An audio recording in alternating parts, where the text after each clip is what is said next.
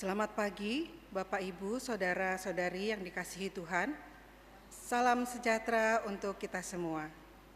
Majelis Jemaat mengucapkan selamat pagi dan selamat beribadah kepada segenap warga jemaat dan pengunjung kebaktian hari ini, Minggu tanggal 11 Agustus 2024, baik yang berada di dalam ruang ibadah ini maupun yang mengikuti ibadah melalui kanal YouTube GKI Bekasi Timur. Kami bacakan warta lisan sebagai berikut. Pelayan firman hari ini. Pelayan firman hari ini, Minggu tanggal 11 Agustus 2024 pukul 7, dilayani oleh Pendeta Hobert Fedeman Gratius Ospara dari GKI Ciledug Raya, Tangerang. Dan pukul 9.30 dilayani oleh Pendeta Emeritus Ferdi Suleman dengan tema Percayalah kepada Allah. Rencana pelayanan sakramen baptis dewasa dan pengakuan percaya CD. Majelis Jemaat akan menyelenggarakan pelayanan sakramen baptis dewasa dan pengakuan percaya CD bagi murid-murid kelas khusus katekesasi Pendeta Timur Citrasari pada hari Minggu tanggal 1 September 2024 pukul 7. Calon yang akan menerima sakramen baptis dewasa adalah Sony Lesmana. Calon yang akan menerima sakramen pengakuan percaya CD adalah M. Ariandi. Percobaan absensi jemaat dan simpatisan. Mulai Minggu tanggal 4 Agustus 2024 dan seterusnya akan dilakukan percobaan absensi untuk jemaat dan simpatisan menggunakan kartu anggota yang telah dibagikan. Absensi dilakukan dengan men-tap kartu anggota di tempat yang telah disediakan di area lobi gereja. Bagi jemaat dan simpatisan yang telah memperoleh kartu anggota dimohon untuk melakukan absen. Atas perhatian dan kerjasama dari jemaat atau simpatisan, kami mengucapkan terima kasih. Tim Pemerhati Pendeta GKI Bekasi Timur.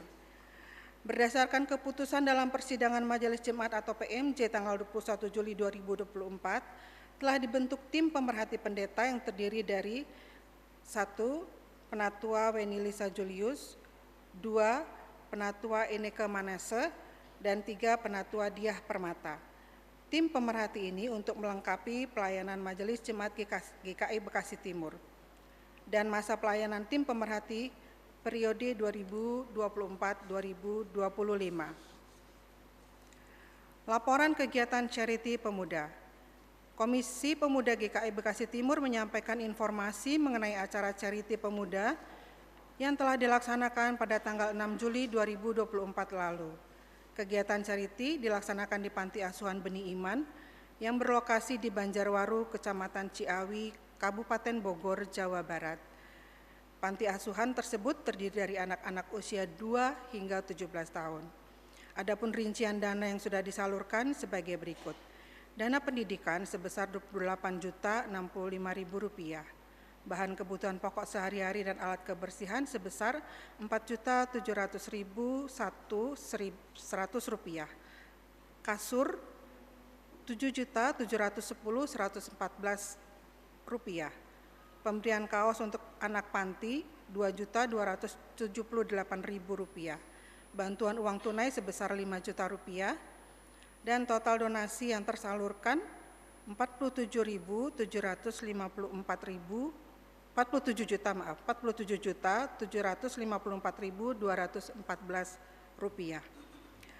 Komisi Pemuda menyampaikan terima kasih kepada Bapak, Ibu, Saudara-saudari yang telah memberikan dukungan donasi di acara charity ini.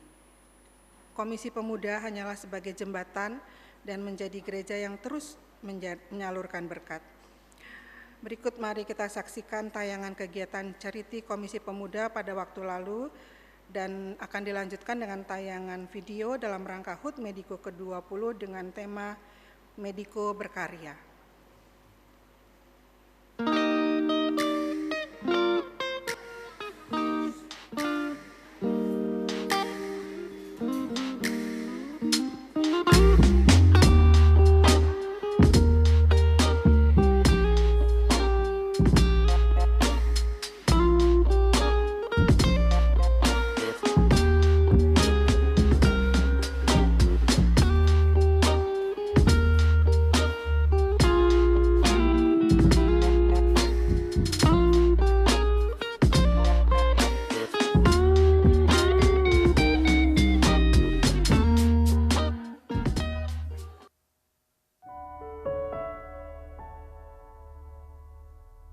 Baik, terima kasih untuk kesempatan yang diberikan.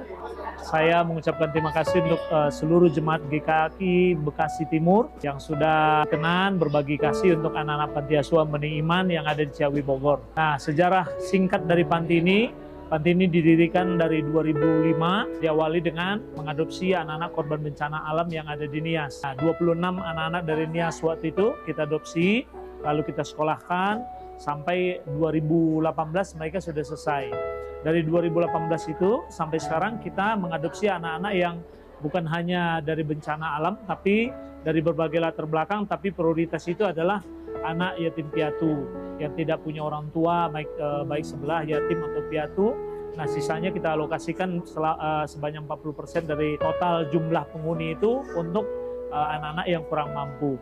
Nah, kami di saat ini yang ada di Panti Asuhan Benih Iman, ada 26 anak dari usia 4 tahun sampai yang terbesar itu 18 tahun. Nah, jadi kegiatan semua di tempat ini yang paling utama itu yaitu semua wajib belajar, wajib sekolah anak-anaknya. Di luar itu kerohanian mereka kita bina secara Kristen, nilai-nilai Alkitab dan kepercayaan kepada Tuhan Yesus. Halo, kenalkan nama saya Ibu Sondang Silalahi. Saya sebagai pengurus ataupun biasa dipanggil sebagai mama bagi anak-anak di Panti Asuhan Benih Iman. Kami sangat bersyukur ya kalau Panti Asuhan Benih Iman ini bisa dikunjungi oleh youth, anak-anak muda GKI Bekasi Timur.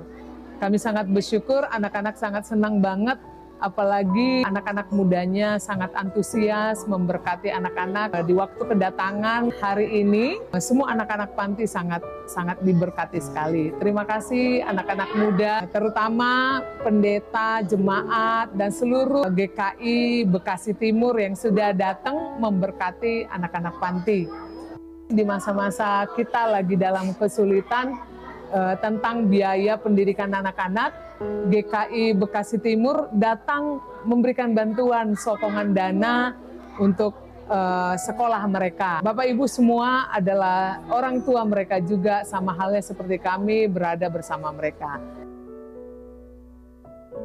Jawabannya saya nggak temukan sampai sekarang, kecuali hanya satu. Karena memang panggilan daripada Tuhan. Kalau saya bisa kesaksian sedikit, saya pernah mau lari seperti Yunus yang lari dari panggilan Tuhan, ya dihajar habis-habisan gitu ya, dimakan sama ikan besar. Jadi saya nggak mau lari dari panggilan, ya saya jalan saja terus. Karena saya percaya setiap pelayanan yang kita kerjakan, ya pasti Tuhan menyertai dari awal sampai akhirnya. Harapan saya ke depan panti ini yaitu menjadi satu wadah untuk semua anak-anak Tuhan supaya bisa mengulurkan tangannya berbagi kasih kepada orang-orang yang membutuhkan.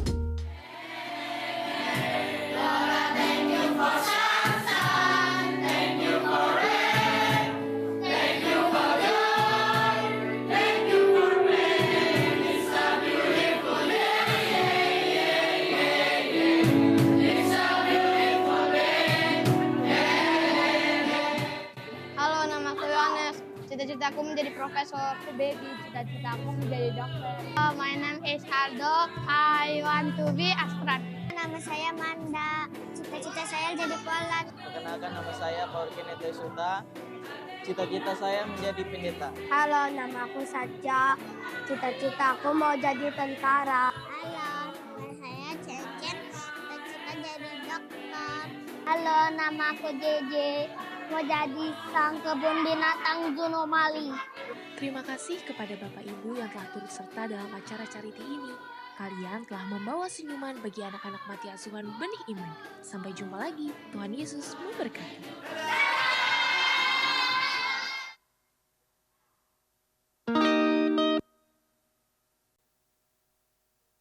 Dari kegiatan Charity Komisi Pemuda, dan kami mohon maaf untuk tayangan video HUT Mediko belum bisa kita tayangkan sekarang.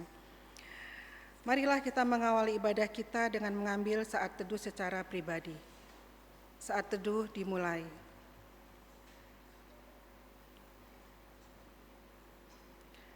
Saat teduh selesai. Mari Bapak Ibu semua kita bangkit berdiri. Kita nyanyikan Kidung Jemaat 72 untuk mengawali kegiatan ibadah kita pada hari ini.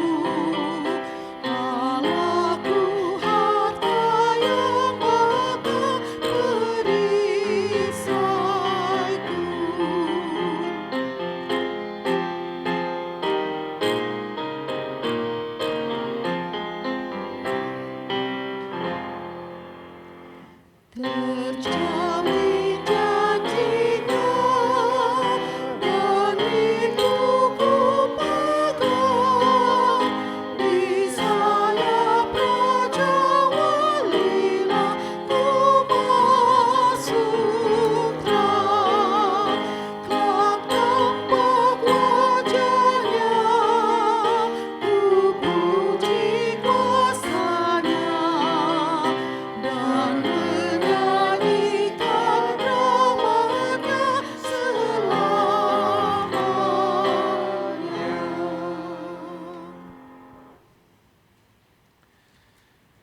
Marilah kita mulai ibadah pada hari ini dengan pengakuan bahwa pertolongan kita adalah dalam nama Tuhan yang menjadikan langit dan bumi. Amin,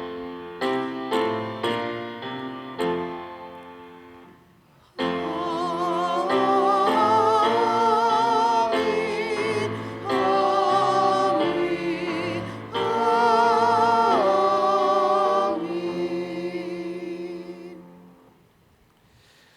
Tuhan menyertai saudara. Dan menyertai saudara juga.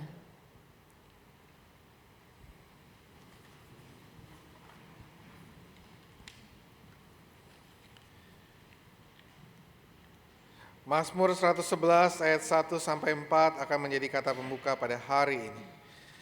Haleluya, aku mau bersyukur kepada Tuhan dengan segenap hati, dalam himpunan orang-orang benar dan dalam jemaah.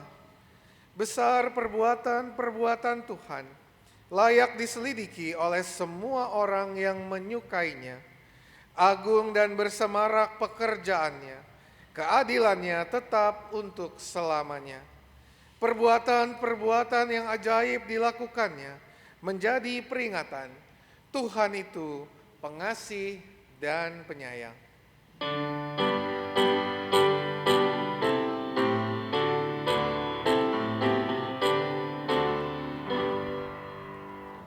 Agungkan kuasa namanya, malaikat bersujud. Nobatkan Raja mulia dan puji Tuhanmu. Nobatkan Raja yang mulia dan puji Yesus Tuhanmu. Yang mati karena namanya, hai martir yang kudus. Di dalam salib bermegah dan puji Tuhanmu. Di dalam salib bermegah dan puji Yesus Tuhanmu.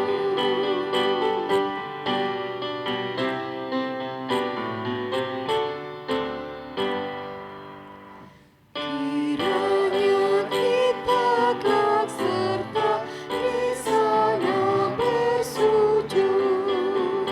Hai ikut alam semesta dan puji Tuhanmu. Ikut alam semesta dan puji Yesus Tuhanmu.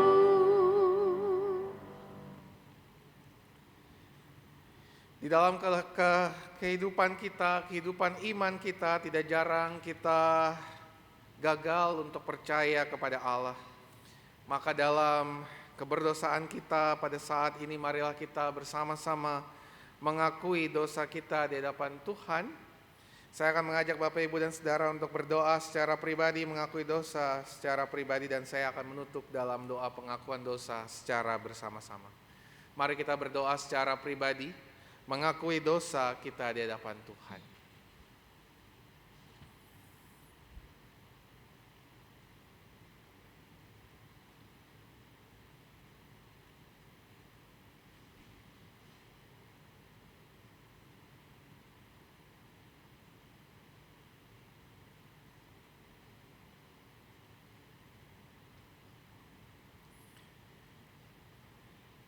Ya Allah, setiap kami datang kepadamu di dalam penyesalan, di dalam pengakuan. Karena kami menyadari kami adalah manusia yang lemah, manusia yang terbatas, yang tidak jarang gagal untuk melihat karya Allah, gagal untuk menghayati kebaikan Tuhan. Sehingga kami tidak dapat meyakini, tidak dapat percaya sepenuhnya kepada pimpinan Tuhan dalam hidup kami. Khususnya ketika kami menghadapi beragam tantangan dan pergumulan hidup kami. Maka saat kami datang kepadamu ya Tuhan, dalam pengakuan dosa kami, kiranya Tuhan yang melawat setiap kami, Tuhan yang menolong kami, dan Tuhan sendiri yang menguatkan kami dapat kembali bangkit dan berjalan dalam anugerah kuasa Allah yang telah menyelamatkan kami dari kuasa dosa dan kuasa maut. Kami berdoa dan memohon seluruh doa pengakuan dosa kami dalam nama Tuhan kami Yesus Kristus, penebus kami. Amin.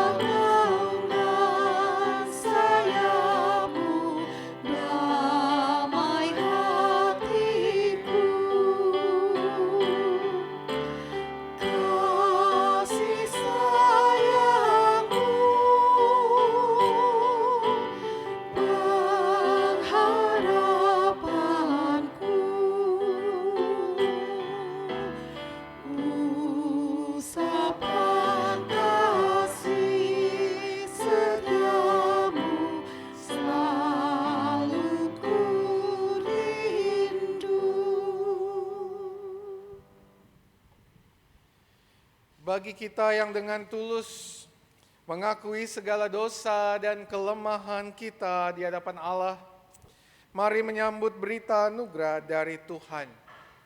Yohanes 3 ayat 35 sampai 36 mengungkapkan, Bapa mengasihi anak dan telah menyerahkan segala sesuatu kepadanya. Siapa saja yang percaya kepada anak, ia beroleh hidup yang kekal. Tapi siapa saja yang tidak taat kepada anak, ia tidak akan melihat hidup, melainkan murka Allah tetap tinggal di atasnya. Demikianlah berita anugerah dari Tuhan. Syukur kepada Allah. Di dalam Kristus engkau telah diampuni. Di dalam Kristus engkau pun telah diampuni. Damai Kristus menyertaimu. Damai Kristus menyertaimu juga.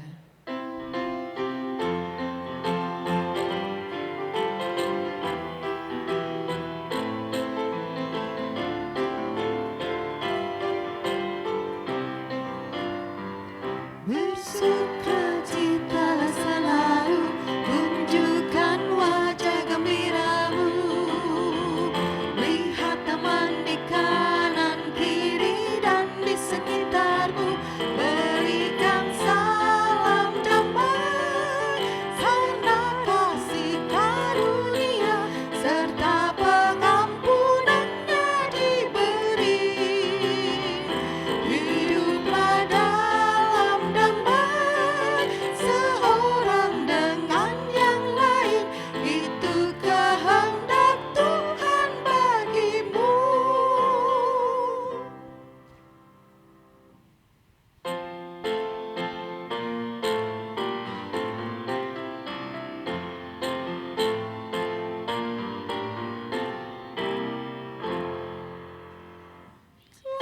Aku temukan dasar kuat, tempat berpaut jangkarku. Kekalnya Bapa kau membuat putramu dasar yang teguh. Biarpun dunia lenyap, pegangan hidupku tetap. Itulah rahmat yang abadi, yang melampaui akalku. Tuhan kau rangkul dalam kasih, berdosa yang menjauhimu. Hatimu iba tergerak, mencari aku yang sesat.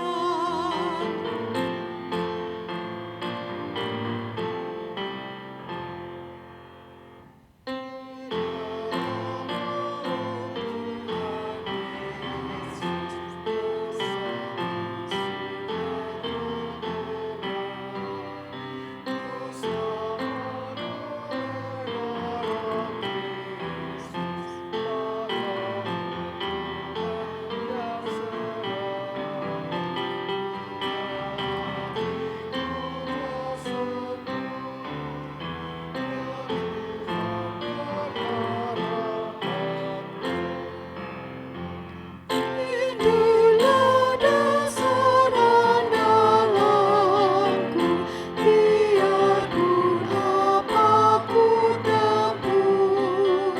Ya Tuhan, rahmat-Mu berlaku sepanjang jalan hidupku.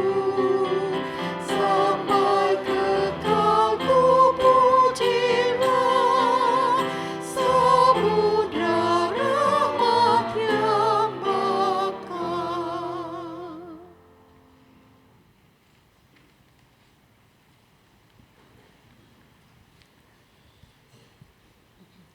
Tiba saatnya bagi kita untuk mendengarkan dan merenungkan kebenaran firman Tuhan. Mari kita berdoa memohon pimpinan Roh Kudus Tuhan. Mari berdoa. Tiba saatnya bagi kami ya Allah untuk diperlengkapi oleh kebenaran firman-Mu. Kiranya Roh Kudus Tuhan menerangi hati dan pikiran kami, sehingga kami semua di tempat ini dimampukan untuk mengerti, memahami, dan terutama melakukan kehendak Allah. Khususnya ketika kami mau terus belajar, percaya kepada Allah dalam segenap kehidupan kami. Kami berdoa dan memohon pimpinan Roh Kudus kepada setiap kami tempat ini, termasuk kepada hamba-Mu yang lemah dan terbatas ini. Dalam nama Tuhan kami Yesus Kristus Sang Firman yang hidup kami berdoa. Amin.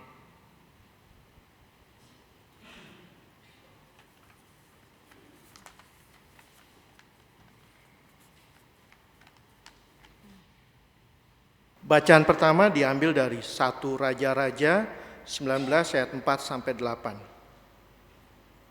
Tetapi ia sendiri pergi ke padang gurun sejauh 1 hari perjalanan. Ia tiba dan duduk di bawah sebuah pohon ara. Ia memohon supaya ia mati. Katanya, "Cukuplah sudah, sekarang ya Tuhan, ambillah nyawaku. Sebab aku ini tidak lebih baik daripada nenek moyangku." Ia lalu berbaring dan tidur di bawah pohon arar itu. Tiba-tiba seorang malaikat menyentuh dia serta berkata kepadanya, "Bangunlah, makanlah." Ketika ia melihat sekitarnya, tampaklah di dekat kepalanya ada roti bakar dan kendi berisi air. Ia makan dan minum, lalu berbaring lagi. Tetapi malaikat Tuhan datang untuk kedua kalinya dan menyentuh dia serta berkata, "Bangunlah, makanlah, sebab perjalanan itu nanti terlalu jauh bagimu." Ia pun bangun, lalu makan dan minum. Karena makanan itu ia kuat berjalan selama 40 hari 40 malam sampai ke Horeb, gunung Allah. Demikianlah sabda Tuhan.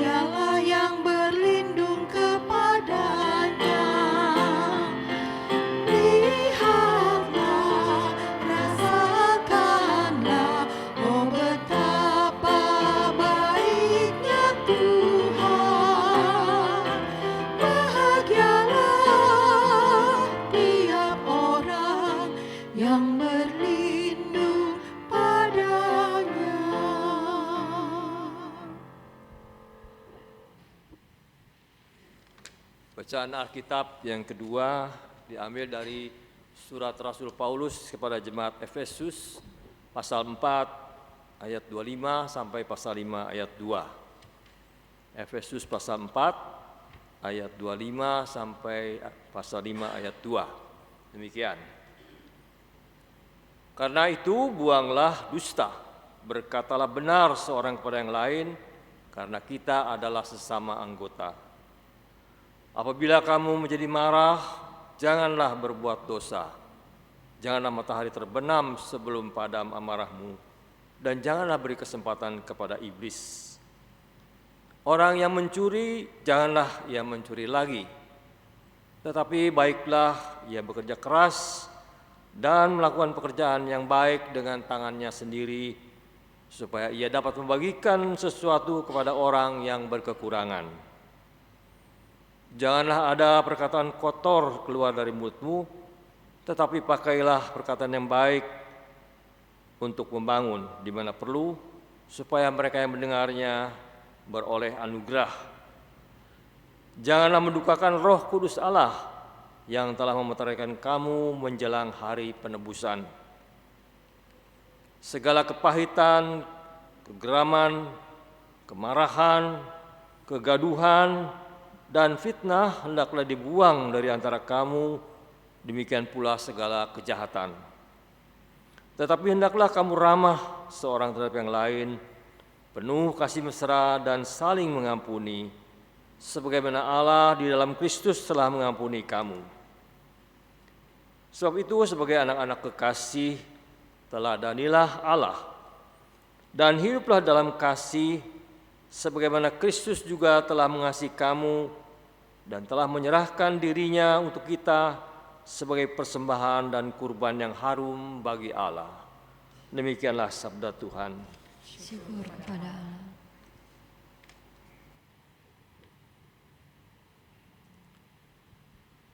Pembacaan Injil diambil dari Injil Tuhan Yesus Kristus menurut Yohanes, pasalnya yang ke-6, ayatnya yang ke-35, dilanjutkan ayatnya yang ke-41, sampai ayatnya yang ke-51.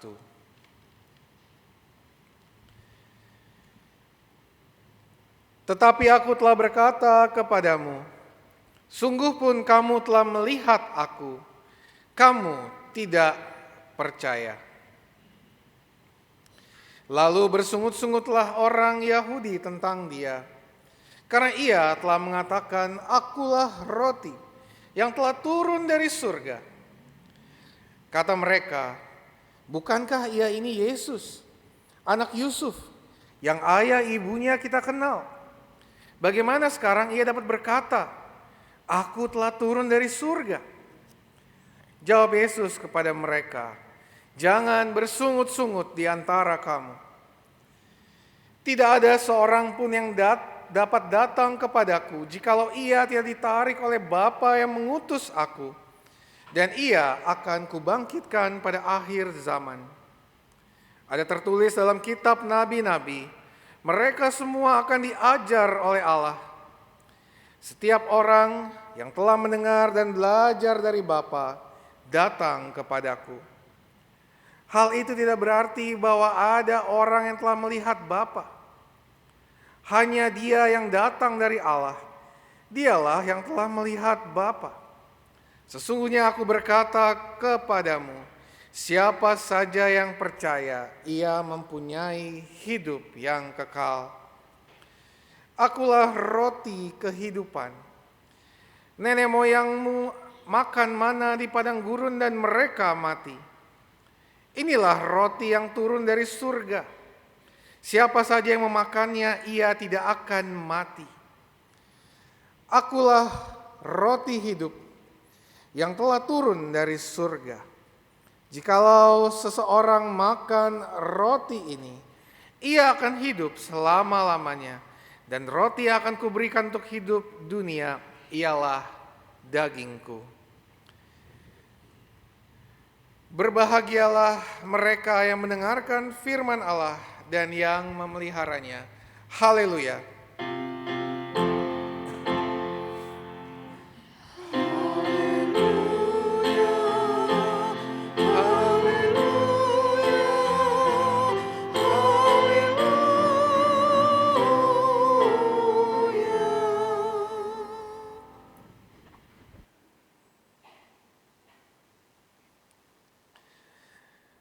Selamat pagi Bapak Ibu dan Saudara yang terkasih. Selamat pagi, senang berjumpa dengan Bapak Ibu dan Saudara sekalian. Ini pertama kalinya saya khotbah di ibadah umum GKI Bekasi Timur. Biasanya khotbahnya di ibadah pemuda remaja ya, jam 9.30 biasanya ya. Jadi senang sekali lagi bertemu dengan Bapak Ibu dan Saudara. Saya Pendeta Hobart dari GKI Ciledug Raya. Bapak Ibu dan Saudara, hari ini kita mau sama-sama belajar satu bagian dari firman Tuhan, tepatnya dua Bapak Ibu dan Saudara ya. Saya ingin mengajak Bapak Ibu dan Saudara untuk memperhatikan dua bacaan yang ada dari bacaan leksionari kita, yaitu dari 1 Raja-Raja dan dari Yohanes. Dan kita bersama-sama akan belajar mengenai percayalah kepada Allah. Ya Bapak Ibu dan Saudara, tema ini sekilas terlihat menjadi tema yang sangat singkat Bapak Ibu Saudara ya. Bahkan sebetulnya khotbahnya bisa berakhir ketika saya mengatakan tema ini gitu ya. Percayalah kepada Allah gitu ya. Karena memang itulah yang menjadi pesan khotbah pada hari ini gitu ya. Tetapi Bapak Ibu dan Saudara, sesungguhnya tema ini mau mengajak kita untuk menggali lagi arti kepercayaan kepada Tuhan. Mengapa menggali lagi? Karena Bapak Ibu dan Saudara, kepercayaan itu di masa kini khususnya Bapak Ibu Saudara menjadi sesuatu hal yang cukup rumit Bapak Ibu Saudara ya. Kepercayaan di masa kini itu menjadi satu hal yang cukup rumit. Saya mau mengajak kita untuk melihat Bapak Ibu dan Saudara bahwa di masa kini itu ada begitu banyak berita-berita hoax Bapak Ibu dan Saudara di sekitar kita. Sehingga ketika kita diberitakan atau dikabarkan atau diwartakan sesuatu, tidak mudah bagi kita untuk percaya. Maka di kalangan pemuda gitu ya, pemuda remaja itu ada sebuah, bentar ya, saya coba dulu, belum di on. Ya. Ada sebuah perkataan, no pick hoax gitu ya. Kenapa kata-kata ini keluar Bapak Ibu dan Saudara? Karena kata-kata ini adalah kata-kata yang ingin mengajak orang untuk membuktikan kalau memang apa yang dikatakan itu adalah benar Bapak dan Saudara. Mengapa? Karena ada begitu banyak berita-berita, ada begitu banyak cerita-cerita, ada begitu banyak pewartaan-pewartaan yang diberikan melalui media sosial kita, termasuk pesan-pesan di WhatsApp kita atau mungkin di dalam aplikasi pesan kita yang terlihat benar tapi sesungguhnya tidak benar. Fake news ya, atau bahasanya berita-berita palsu atau berita-berita bohong yang membuat orang kemudian berkata, kalau ini tidak bisa dibuktikan maka ini adalah hoax ya. Kalau bahasa anak muda no pick hoax itu adalah kalau misalnya dia mengatakan, saya lagi pergi ke sini loh sama teman-teman saya, lalu orang-orang akan mengatakan, anak-anak muda akan mengatakan, kalau nggak ada gambarnya saya nggak percaya gitu ya misalnya. Saya lagi pergi ke Jakarta Aquarium misalnya, mana gambarnya? Saya nggak percaya kalau nggak ada gambarnya. Jadi butuh bukti Bapak Ibu Saudara, butuh bukti. Kepercayaan itu harus dibangun dan salah satu hal yang dibutuhkan untuk membangun kepercayaan itu adalah bukti Bapak Ibu Saudara. Dan di masa kini di tengah begitu banyak hal yang terjadi di sekitar kita, perkembangan media dan lain sebagainya, bukti itu menjadi satu hal yang penting Bapak Ibu Saudara ya. Makanya tidak mudah orang untuk bisa percaya ya, dan kita memang diajak juga untuk kritis Bapak Ibu Saudara dengan berbagai berita yang masuk di aplikasi pesan kita, karena begitu mudah orang forward berita yang isinya ternyata bohong gitu ya. Belakangan ini Bapak Ibu Saudara menemukan ada ini enggak Bapak Ibu Saudara, berita mengenai bakti sosial GKI yang disebarkan di di WhatsApp grup Bapak Ibu Saudara. Itu berita bohong Bapak Ibu Saudara ya, bakti sosial GKI dengan tempelan surat gitu ya, dan di bawahnya ada cap GKI dan kemudian ada tulisan Pendeta Elizabeth Hasikin gitu ya. Nah itu ternyata tempelan Bapak Ibu Saudara, dan itu disebarkan di media-media sosial, dan itu berita bohong Bapak Ibu Saudara. Jadi Bapak Ibu dan Saudara, kepercayaan itu memang di satu sisi menuntut sebuah bukti. Maka sebagai manusia tidaklah mengherankan Bapak Ibu dan Saudara kita menemukan kisah dari dua bacaan yang tadi saya minta Bapak dan Saudara untuk highlight itu, mengenai Elia dan juga mengenai orang-orang Yahudi Bapak Saudara ya. Orang Yahudi tepatnya Bapak Saudara ya, bukan cuman orang Farisi. Ini bicara mengenai orang-orang Yahudi. Yang ketika itu Bapak Ibu dan Saudara, baik Elia maupun orang-orang Yahudi baru saja loh Bapak Saudara, baru saja padahal merasakan karya Allah yang begitu luar biasa. Mereka melihat langsung bagaimana Allah berkarya secara luar biasa. Kalau Elia dalam satu raja-raja, ia baru saja melihat bagaimana Tuhan menolongnya menumpas nabi-nabi Baal yang jumlahnya ratusan itu. Sementara di sisi yang lain orang-orang Yahudi, Bapak dan Saudara, baru saja melihat bagaimana Yesus membuat mujizat roti dan juga ikan yang dilipat gandakan sehingga semua orang yang hadir itu bisa merasakan roti dan ikan itu. Bapak, Ibu dan Saudara, mereka baru saja melihat bukti. Tetapi lihat apa yang Yesus katakan kepada orang-orang Yahudi yang mengikutnya, orang-orang Yahudi yang mengejarnya karena mereka baru saja melihat mujizat dari Tuhan. Di ayat 36, Yesus membuka perkataannya dengan mengatakan, "Tetapi aku berkata kepadamu, sungguh pun kamu telah melihat aku, kamu tidak percaya." Bisa dibayangkan kata-kata ini begitu kuat Bapak Saudara ya. Baru saja kamu melihat aku, kamu tidak percaya. Mengapa kata-kata ini dikeluarkan oleh Yesus? Padahal orang-orang ini mengejar Yesus. Karena mereka baru saja melihat mujizat yang begitu luar biasa dari Tuhan. Karena pada faktanya Bapak, Ibu dan Saudara, kita menemukan dalam percakapan berikutnya, mereka bersungut-sungut. Mereka mempertanyakan Yesus sebagai sang roti kehidupan itu. Mereka tidak juga percaya secara langsung walaupun mereka telah melihat secara langsung apa yang dilakukan oleh Yesus. Demikian juga dengan Elia Bapak Saudara. Baru saja ia menumpas ratusan nabi Baal di satu Raja-Raja 18 Bapak Saudara. Ia sudah ketakutan Bapak Saudara. Ia lari Bapak Saudara ketika Isabel mengatakan ia akan membunuh Elia. Maka ketakutanlah Elia Bapak Saudara. Bahkan dikatakan di dalam satu Raja-Raja 19 Elia mengatakan bahwa ia ingin mati saja. Di ayat 4 secara khusus dikatakan, "Cukuplah sudah, sekarang ya Tuhan ambillah nyawaku, sebab aku ini tidak lebih baik daripada nenek moyangku." Bapak, Ibu dan Saudara, kalau di masa kini dengan berita-berita kita tidak percaya kepada Tuhan, maka memang sudah menjadi natur manusia Bapak Saudara. Ketika mereka melihat bagaimana Allah telah berkarya bagi mereka, tidak mudah juga bagi mereka untuk percaya kepada Allah. Dan ini menjadi tantangan iman kita Bapak Saudara. Mengapa? Karena setiap hari dalam kehidupan kita, kita mau diajak untuk menjalani hidup dalam kepercayaan kepada Allah. Maka Bapak, Ibu dan Saudara, kita perlu untuk terus diingatkan, tapi diajak untuk terus membangun kepercayaan kepada Allah. Bagaimana percayalah kepada Allah itu bukan hanya sekedar sebuah tema. Bagaimana percayalah kepada Allah itu juga menjadi sebuah kekuatan dalam hidup kita. Khususnya ketika kita menghadapi tantangan kehidupan di masa-masa saat ini. Karena itu Bapak, Ibu dan Saudara, kalau kita mau membedah secara khusus dari Injil dan dari bacaan pertama, maka sebetulnya kita mau melihat beberapa bagian yang penting.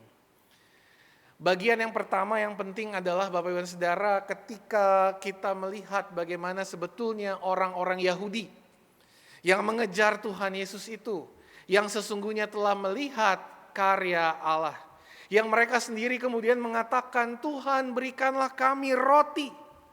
Tuhan berikanlah kami roti itu senantiasa." Bapak, Ibu dan Saudara, mengapa mereka mengatakan itu kepada Tuhan? Karena mereka telah merasakan apa yang Tuhan lakukan. Mengapa mereka meminta roti kembali kepada Tuhan? Karena mereka telah mendapatkan roti dari Tuhan. Maka inilah yang menjadi pernyataan mereka kepada Tuhan selanjutnya. "Berikanlah kami roti itu." Mereka mengatakan karena mereka sudah pernah melihat dan merasakan. Dan disitulah kemudian Yesus menyambungkan perkataannya dengan roti hidup. Bapak, Ibu, dan Saudara, ini menjadi hal yang penting sebetulnya bagi orang-orang Yahudi. Yesus ingin memberikan pesan kepada orang-orang itu bahwa sebagaimana Yesus telah memberikan roti, mereka tidak akan pernah merasakan kelaparan lagi. Mengapa? Karena sesungguhnya si pemberi roti itulah sang roti kehidupan, yang akan menolong mereka mengatasi berbagai tantangan kehidupan yang membuat mereka akan merasakan dahaga dan ketakutan menjalani kehidupan ini. Roti kehidupan itulah yang akan mengenyangkan mereka sepanjang hidup mereka. Apa yang Yesus telah berikan kepada mereka, itu akan Yesus berikan lagi. Walaupun bukan bersifat seperti roti secara fisik, tetapi roti secara rohani yang akan terus mencukupkan kebutuhan mereka. Sayangnya Bapak dan Saudara, mereka tidak dapat mengelola apa yang mereka lihat. Sehingga mereka terpaku, kalau kita baca kalau kita mendengarkan khotbah minggu lalu Bapak dan Saudara, itu berbicara mengenai bagaimana kita tidak terpaku pada berkat itu, tetapi mengarahkan hati kita pada sang pemberi berkat itu Bapak Saudara, yaitu Tuhan sendiri. Dan itulah yang Tuhan coba ingatkan kepada mereka. Mereka gagal mengelola berbagai bukti yang Tuhan telah berikan kepada mereka, padahal mereka yang ikut telah melihat berbagai karya Allah, bukti karya Allah. Demikian juga dengan Elia Bapak Ibu dan Saudara. Elia dalam 1 Raja-Raja 19 mengalami hal yang sama. Ia sudah melihat bagaimana Tuhan menyertainya ketika ia memberitakan firman Tuhan kepada para nabi-nabi Baal itu, dan ia kemudian membunuh ratusan lebih nabi-nabi Baal itu. Maka seharusnya ia mengelola itu. Bukannya ia ketakutan hanya pada seorang Izebel yang mengancam akan mencabut nyawa Elia. Maka Bapak, Ibu, dan Saudara, Elia pun gagal. Mengapa? Karena ia tidak dapat mengelola bukti-bukti yang telah Tuhan berikan kepadanya. Padahal kalau kita lihat, perhatikan kisah-kisah selanjutnya, kita akan tahu bagaimana Tuhan terus menyertai Elia dalam pelayanannya. Karena itu Bapak, Ibu, dan Saudara, percayalah kepada Allah. Panggilan kepada kita semua untuk percaya kepada Allah itu adalah sebuah seni mengelola bukti karya Allah dalam hidup kita. Bapak, Ibu, dan Saudara, kepercayaan kepada Allah itu harus terus kita bangun. Dalam sebuah kejadian, dalam sebuah peristiwa dalam hidup, ketika Tuhan telah memberikan sesuatu dalam hidup kita, berkat-berkat yang membuat kita kemudian mengatakan syukur kepada Allah, catatlah itu, ingatlah itu, dan kelolalah itu menjadi sebuah kekuatan bagi kita untuk menghadapi masa depan yang tidak jelas, Bapak dan Saudara.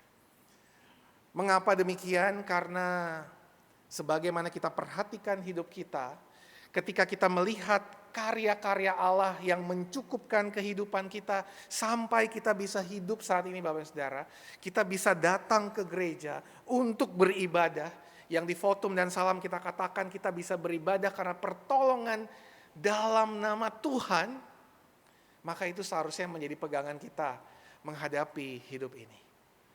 Tuhan akan terus berkarya menolong kita menjalani hidup yang dipenuhi dengan ketidakpastian. Bagaimana cara kita melihatnya? Lihatlah karya Allah yang telah terjadi dalam hidup kita. Tidak selalu ia membuat hidup kita itu sesuai dengan apa yang terjadi di masa lalu, tetapi benang merah di masa lalu itu adalah Allah akan menyertai kita. Orang Yahudi gagal menangkap hal ini karena mereka melihat masa lalu dan ingin Tuhan mengulangi hal yang sama di masa lalu. Apakah bisa terjadi kemudian persis sama seperti masa lalu? Belum tentu Bapak dan Saudara. Karena dia Tuhan. Tapi ada benang merah dalam setiap peristiwa hidup kita Bapak dan Saudara. Apa itu? Tuhan akan menyertai kita. Walaupun terkadang kita tidak bisa memahami. Tuhan akan mencukupkan kebutuhan kita. Walaupun terkadang Bapak dan Saudara tidak sesuai dengan apa yang kita inginkan. Bapak, Ibu, dan Saudara, belajar percaya kepada Allah itu berarti kita mau belajar untuk mengelola setiap bukti-bukti yang telah Tuhan berikan dalam hidup kita. Temukan intinya, poinnya. Poin dari mujizat roti dan ikan itu adalah menegaskan Yesus sebagai roti kehidupan yang akan mencukupkan, yang akan menolong dan menopang umatnya. Dan itulah yang seharusnya menjadi pegangan orang-orang Yahudi. Bukannya kemudian meminta Tuhan mengulangi hal yang sama. Apakah Tuhan bisa mengulangi hal yang sama, Bapak Saudara? Bisa. Tapi belum tentu. Karena Dia Tuhan. Dia yang punya hidup kita. Dia tidak bisa kita dikte dengan keinginan-keinginan kita. Tidak bisa, Bapak Saudara. Dia akan berkarya. Yang jelas adalah Dia roti kehidupan. Dia pasti akan mencukupkan. Dia pasti akan menopang. Maka Bapak Ibu dan Saudara, kelolalah bukti-bukti karya Allah dalam hidup kita. Supaya kita bisa membangun kepercayaan pada Tuhan. Kalau Bapak Ibu dan Saudara saat ini sedang bergumul dengan kondisi sakit penyakit Bapak dan Saudara, lihatlah bukti-bukti yang telah Tuhan berikan di masa lalu. Bukankah Tuhan akan menolong? Bukankah Tuhan akan menguatkan kita untuk melewati kondisi sakit penyakit kita?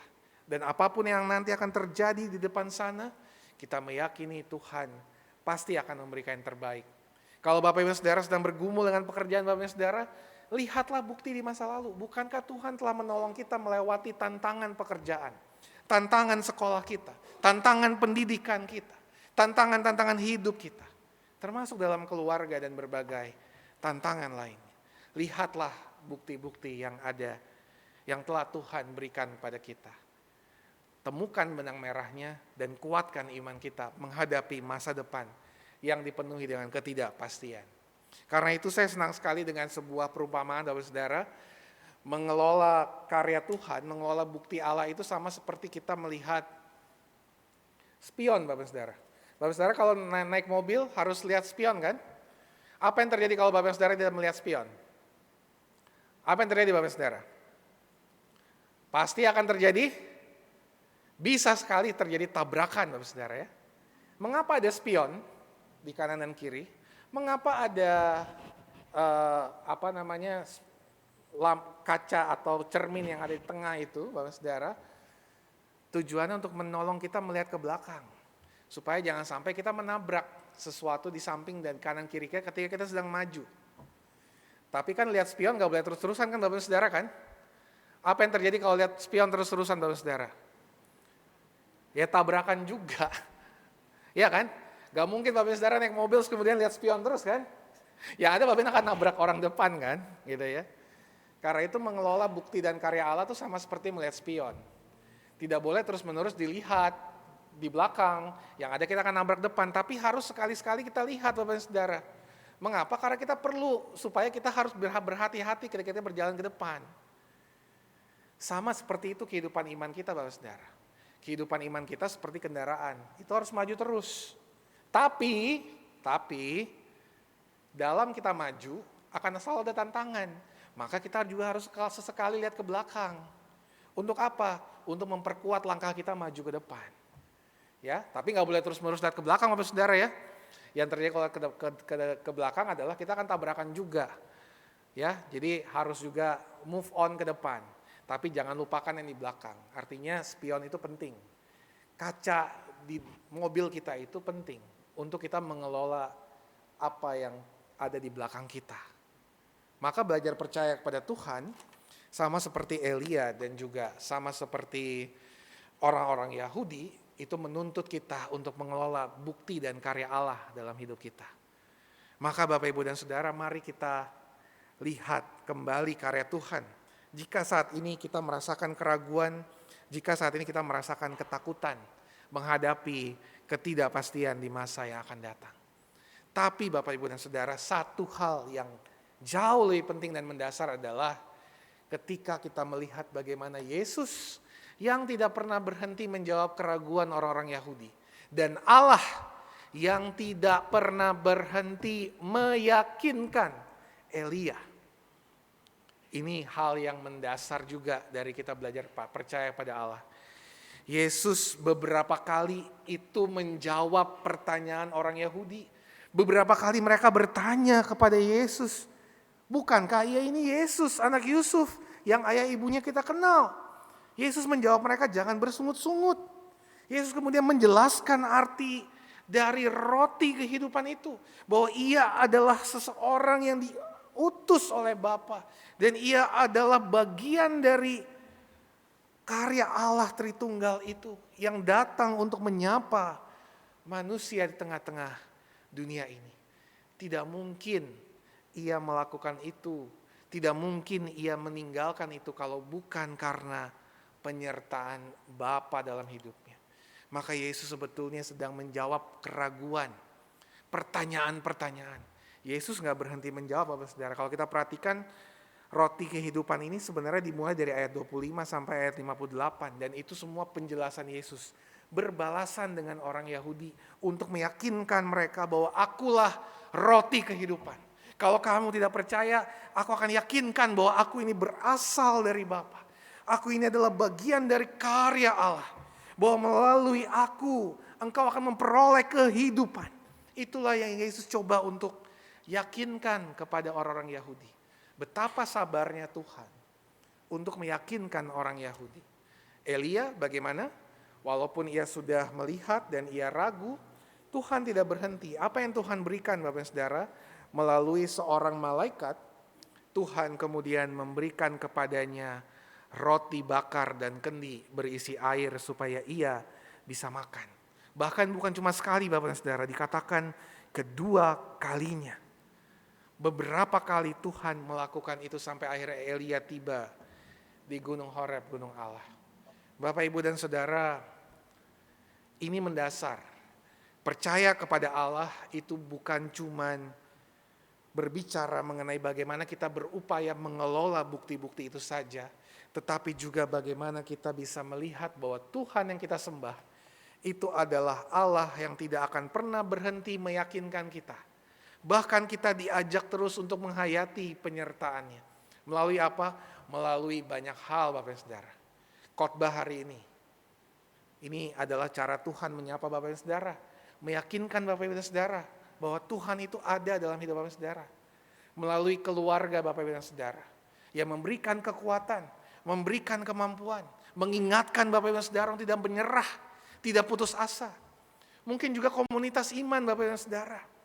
Tuhan juga akan berkarya melalui mereka. Bahkan mungkin melalui teman-teman atau tetangga atau orang-orang di sekitar kita. Atau mungkin melalui keadaan. Yang jelas Bapak dan Saudara, Tuhan itu tidak akan pernah berhenti meyakinkan kita bahwa Dia itu ada bersama dengan kita. Dia itu tidak akan pernah meninggalkan kita.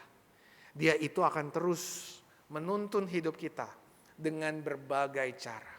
Yang menjadi masalah adalah kita yang perlu untuk belajar untuk menghayati, Bapak Saudara. Kita yang perlu belajar untuk membuka mata. Kita yang perlu belajar untuk membuka hati. Melihat bahwa Tuhan itu hadir melalui berbagai cara. Bahwa Tuhan itu hadir melalui berbagai hal. Tidak harus melalui mujizat-mujizat yang luar biasa. Karena Dia adalah roti kehidupan itu, Bapak Saudara. Tapi Dia juga bisa hadir melalui keluarga kita. Dia juga bisa hadir melalui teman-teman kita, komunitas iman kita. Dia juga bisa hadir dan menyapa kita melalui keadaan yang terlihat baik. Keadaan yang menopang kita, menguatkan kita. Mari kita belajar menghayati itu, Bapak Saudara, dalam hidup kita. Rekan pendeta saya, Bapak Saudara, Pendeta Riani dari GKI Pondok Indah, itu membuat disertasi ya mengenai hal itu, Bapak Saudara. Ini tahapan, Bapak Saudara ya. Saya mengajarkannya kepada anak-anak katekisasi begitu ya, bahwa dalam hidup ini kalau kita mau belajar untuk berefleksi, menghayati setiap peristiwa dalam hidup kita, maka di situ kita akan menemukan Tuhan, Bapak Saudara. Ya, bahkan saat Bapak dan Saudara lagi turun dari gereja ini keluar ke parkiran sekalipun, Bapak dan Saudara bisa menemukan penyertaan Tuhan di sana. Inti dari meaning making ini, memaknai hidup ini sebenarnya untuk menemukan dalam setiap peristiwa, dalam setiap kejadian, dalam setiap keadaan, sebetulnya Tuhan itu sedang berkarya bagi kita. Tuhan itu sedang menyapa kita. Masalahnya kadang-kadang kitanya yang gak peka. Kitanya yang mau, Tuhan kalau mau berkarya buat aku tuh harus sesuai dengan apa yang aku inginkan. Padahal gak juga Bapak Saudara. Tuhan tuh bisa menyapa kita melalui, kalau di Alkitab dibilang angin yang lembut, sepoi-sepoi, atau juga bisa melalui topan badai, halilintar, guntur, kilat, sesuatu yang spektakuler Bapak Saudara. Tuhan bisa melakukan banyak cara. Masalahnya kadang-kadang kita yang gak peka Bapak Saudara. Kita yang gak mau melatih diri kita untuk memaknai hidup bersama dengan Tuhan dalam hidup keluarga maupun dalam kehidupan kita. Tuhan itu selalu hadir Bapak Saudara. Dan dia tidak akan pernah berhenti meyakinkan Bapak Saudara untuk percaya kepadanya. Masalahnya kitanya yang harus membuka diri kepada Tuhan. Maka Bapak Saudara, mari kita belajar mengelola bukti-bukti, tapi di sisi yang lain mari kita juga belajar untuk melihat karya Tuhan dalam hidup kita. Sebuah lagu di PKJ 244 itu lagu yang sangat bagus dan mencerminkan khotbah ini Bapak Saudara. Ya, judulnya tuh Sejenak Aku Menoleh. Ya, sejenak aku menoleh itu sejenak ya Bapak Saudara ya, bukan terus-terusan aku menoleh ya. Jadi sejenak aku menoleh pada jalan yang telah kutempuh, kasih Tuhan kuperoleh membuatku tertegun. Ini sebuah penguatan. Ketika kita menjalani hidup yang tidak pasti, mari kita toleh sejenak ke belakang, lihat sejenak ke belakang bahwa ada kasih Tuhan yang telah kuperoleh dalam hidupku. Dan kadang-kadang walaupun hidup ini penuh dengan liku tanpa terang, tapi Tuhan itu tidak pernah berhenti membimbing kita Bapak Saudara. Lagu ini baik Bapak Saudara, kalau kita bisa hayati, dan bagi saya ini juga mencerminkan apa yang telah kita dapatkan dalam khotbah hari ini. Bahwa khotbah hari ini Bapak Saudara berbicara hanya mengenai dua hal. Kepada Bapak Saudara, mari kita belajar percaya kepada Allah. Dengan cara apa Bapak Saudara? Kelolalah setiap bukti dari karya Allah yang hadir dalam hidup kita. Temukan benang merahnya. Tapi sekaligus yang kedua, hayatilah penyertaan Tuhan dalam hidup Bapak Saudara. Maka disitulah Bapak Saudara akan melihat karya Tuhan dan terus membangun kepercayaan pada Allah. Maukah Bapak Ibu dan Saudara melakukannya? Selamat menggumulinya. Tuhan memberkati kita semua. Amin. Saat hening bagi kita.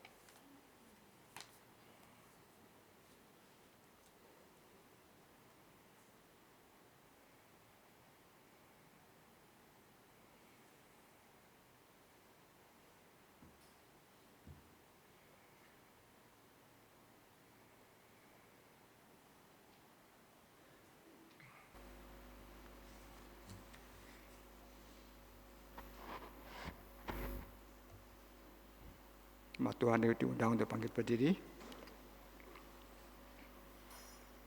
Marilah kita bersama dengan umat Allah di masa lalu, masa kini dan masa depan dengan mengingat pengakuan pada baptisan kita menurut pengakuan iman rasuli. Aku percaya kepada Allah, Bapa yang Maha Kuasa, Khalik langit dan bumi, dan kepada Yesus Kristus, Anak yang tunggal Tuhan kita, yang dikandung daripada Roh Kudus, lahir dari anak darah Maria, yang menderita sengsara di bawah pemerintahan Pontius Pilatus, disalibkan, mati dan dikuburkan, turun ke dalam kerajaan maut. Pada hari yang ketiga, bangkit pula dari antara orang mati, naik ke surga, duduk di sebelah kanan Allah, Bapa yang Maha Kuasa, dan dari sana ia akan datang untuk menghakimi orang yang hidup dan yang mati. Aku percaya kepada Roh Kudus, gereja yang kudus dan am, persekutuan orang kudus, pengampunan dosa, kebangkitan orang mati, dan hidup yang kekal. Amin. Silakan duduk kembali. Mari kita menaikkan pokok-pokok doa syafaat kita dan akan diakhiri dengan menyanyikan doa Bapa kami. Mari kita berdoa. Saat ini ya Allah, kami mau berdoa bagi diri kami. Tolonglah kami ya Tuhan untuk dapat terus membangun kepercayaan kepada Allah di tengah situasi yang tidak mudah, di tengah kelemahan kami sebagai manusia yang tidak mudah untuk bisa percaya ketika situasi atau kondisi menjadi kondisi yang tidak menentu. Tolong kami untuk kembali diingatkan mengenai karya Allah dalam hidup kami. Bagaimana kami bisa mengelola bukti-bukti karya Allah dalam hidup kami. Bagaimana Tuhan telah menyertai sepanjang hidup kami. Maka ajaklah kami ketika kami ragu, ketika kami bimbang untuk kembali menoleh, melihat kepada Tuhan, dan kemudian melanjutkan hidup kami dalam pimpinan Tuhan. Dan juga bagaimana kami juga boleh menghayati begitu banyak karya Tuhan yang Tuhan hadirkan dalam kehidupan kami, sekalipun mungkin tidak selalu spektakuler, tetapi juga dipenuhi dengan berbagai kebaikan-kebaikan yang Tuhan hadirkan melalui keluarga kami, rekan persekutuan kami, sahabat-sahabat kami, kondisi yang ada di sekitar kami, dan berbagai hal lainnya yang Tuhan anugerahkan, termasuk firman Tuhan yang menuntun kehidupan kami. Tolong kami ya Tuhan, dapat terus membangun kepercayaan kami kepada Allah, sehingga dalam hidup kami terus belajar untuk percaya kepada Tuhan. Dan ketika kami juga menghadapi tantangan dalam doa syafaat kami juga mau belajar menyerahkan semuanya dalam pimpinan Tuhan. Kepada anak-anak sekolah yang saat ini sedang mendaftar dan mencari perguruan tinggi, kami berdoa kiranya Tuhan memberikan kesabaran, kekuatan, dan hikmat untuk bisa mendapatkan tempat yang terbaik. Dan ketika mereka sudah mendapatkan tempat yang terbaik untuk melanjutkan perguruan tinggi, ajaklah mereka untuk bersyukur dan juga mau terus berjuang dimanapun Tuhan tempatkan mereka. Kami berdoa juga bagi keluarga-keluarga yang berpulih, juga anggota keluarga yang sakit dan lanjut usia serta mengalami kemunduran fisik. Secara khusus juga bagi umat Tuhan di GKI Bekasi Timur yang masih dalam proses pengobatan. Bagi Albert, bagi Ibu Betty Pais, Saudara Chandra, bagi adik Dante Elisio Utomo, Bapak Pendeta Emeritus Ferdinand Sulaiman, Bapak Handrianto, Bapak Herman Sitohang, Ibu Indrawati, Ibu Inge Mantik, Bapak Petrus Hartono, Ibu Titin, Ibu Yuni Usman, dan saudara-saudari kami yang sedang bergumul dalam pemulihan dan pengobatan. Kiranya Tuhan menolong, menguatkan setiap anggota keluarga kami, umat Tuhan yang sedang sakit, bahkan yang sedang lanjut usia dalam kemunduran fisik, dapat terus berpegang pada pimpinan Tuhan, menghayati kebaikan Tuhan yang hadir melalui tenaga medis, obat-obatan, keluarga, bahkan melalui berbagai hal yang Tuhan hadirkan. Sehingga melalui perawatan yang diberikan, pendampingan yang dilakukan, mereka dapat berpulih dan juga tetap berpengharapan kepada Tuhan dalam segala apapun yang menjadi jawaban Tuhan dalam perjuangan pemulihan kondisi mereka. Juga bagi setiap keluarga-keluarga yang masih berduka, kehilangan orang terkasih, Tuhan juga yang hibur, kuatkan, memberikan kepada mereka pengharapan juga, menjalani hidup ini di tengah kehilangan orang-orang terkasih, di mana Kristus sang sahabat sejati yang akan selalu menyertai, menguatkan, menopang hidup mereka.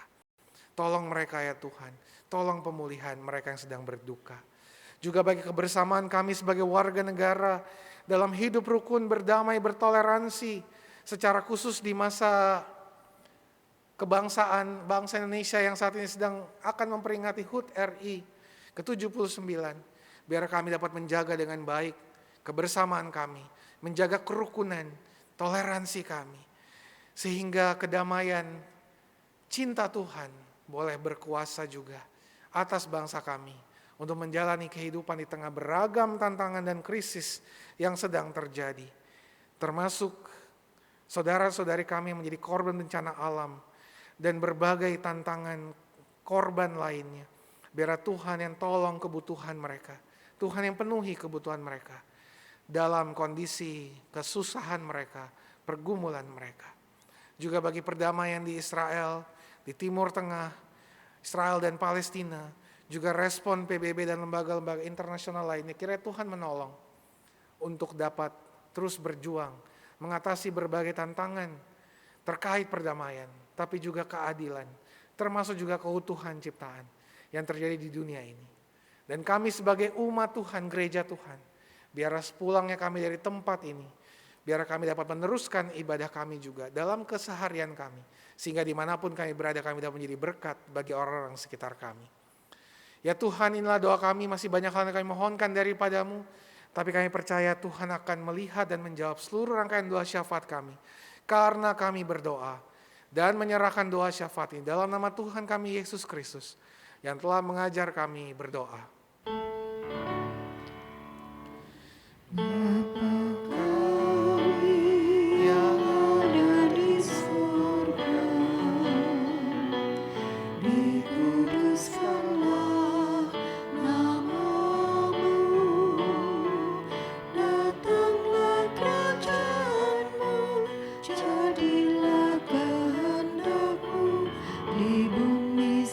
seperti di sorga. Beri kami hari ini makanan yang secukupnya. Ampuni salah kami seperti kami ampuni yang bersalah pada kami. Jangan bawa kami dalam pencobaan, melainkan lepaskan kami dari yang jahat. Sebab Kaulah yang punya kerajaan dan kuasa dan kemuliaan sampai selama-lamanya. Amin. Amin.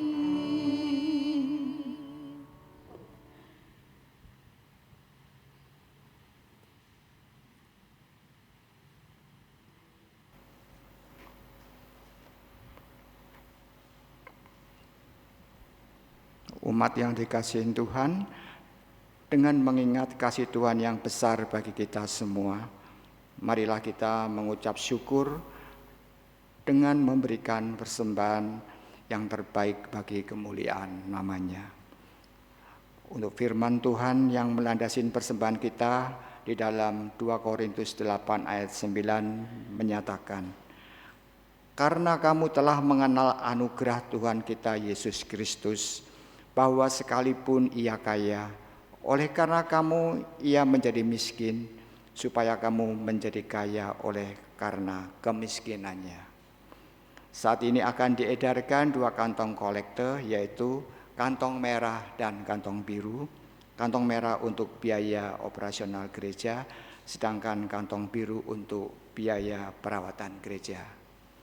Untuk persembahan dapat diberikan dengan cara saat kantong kolekte diedarkan, dengan cara transfer ke rekening gereja, scan QRIS yang berada di bangku atau warta dinding, dan dimasukkan dalam kotak persembahan yang tersedia dekat tangga masuk sebelum atau sesudah kebaktian.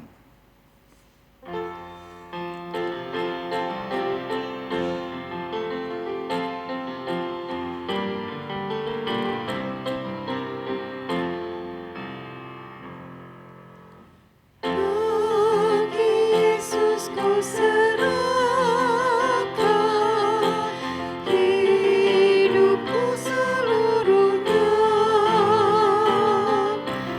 hati dan perbuatanku, pun waktuku miliknya.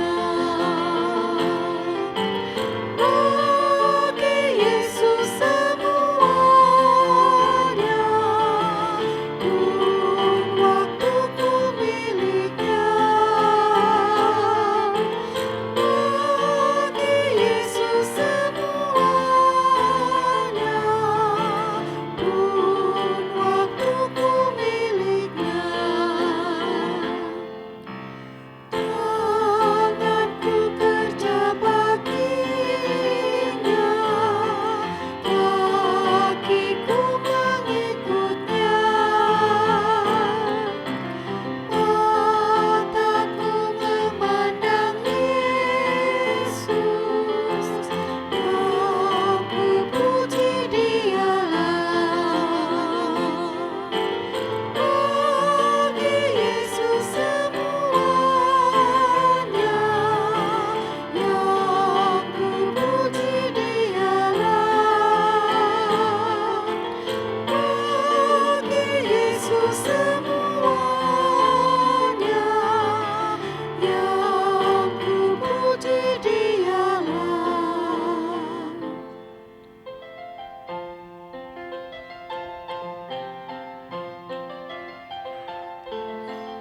Umat Tuhan diundang untuk bangkit berdiri.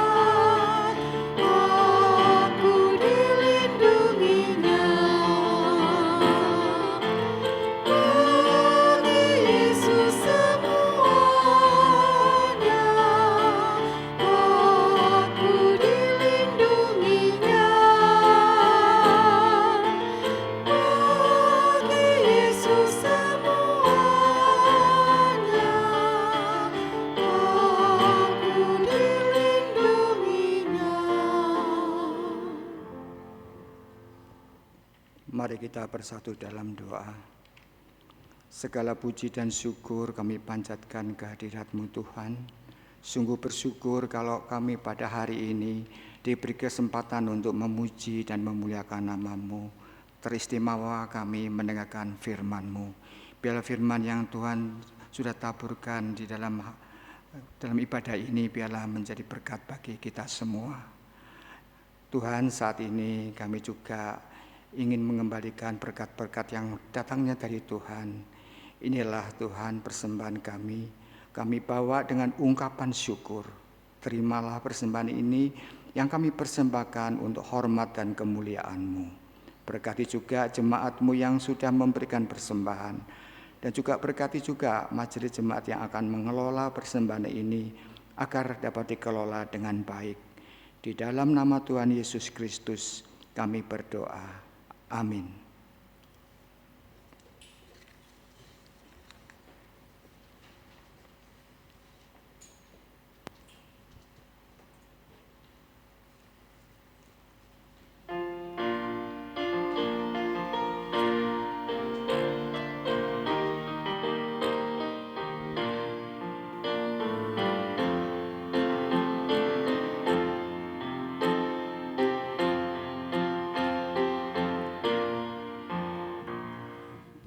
Berkilat halilintar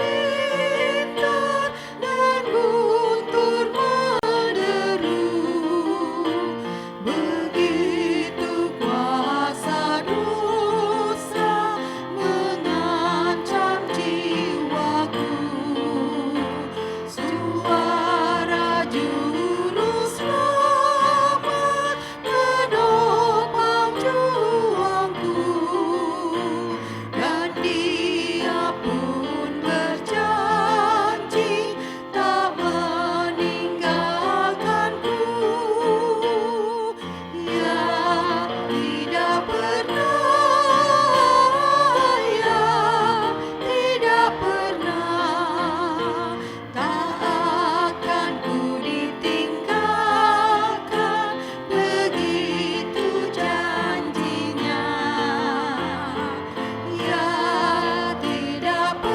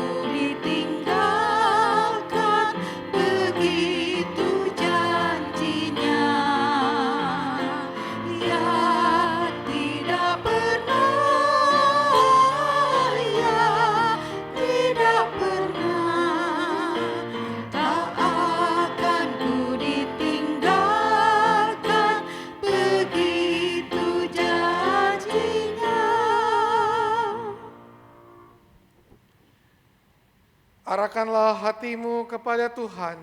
Kami mengarahkan hati kami kepada Tuhan. Jadilah saksi Kristus. Syukur kepada Allah. Terpujilah Tuhan. Kini dan selamanya. Maka sekarang terimalah berkat dari Tuhan. Tuhan memberkati saudara dan melindungi saudara. Tuhan menyinari saudara dengan wajah-Nya dan memberi saudara kasih karunia. Tuhan menghadapkan wajah-Nya kepada saudara dan memberi saudara damai sejahtera. Amin.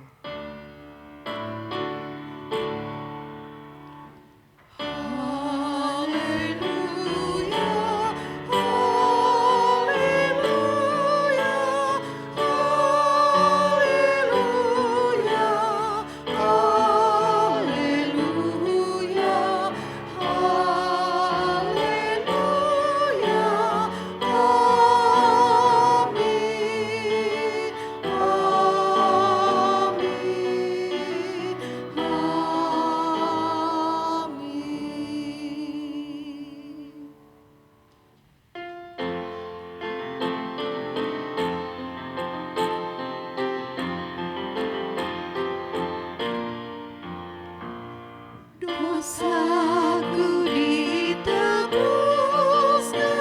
di bukit Golgota, darahnya menyucikan diriku yang cemar.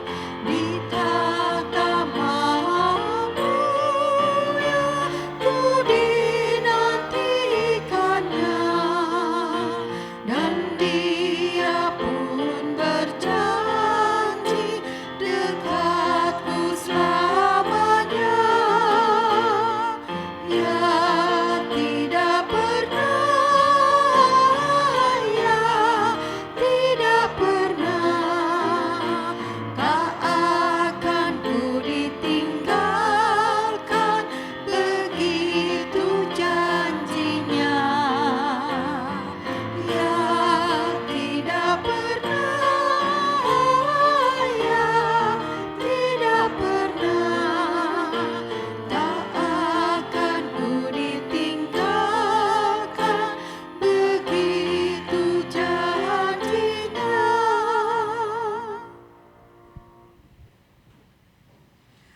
Ibadah telah selesai. Mari kita bersaat teduh sejenak. Saat teduh dimulai.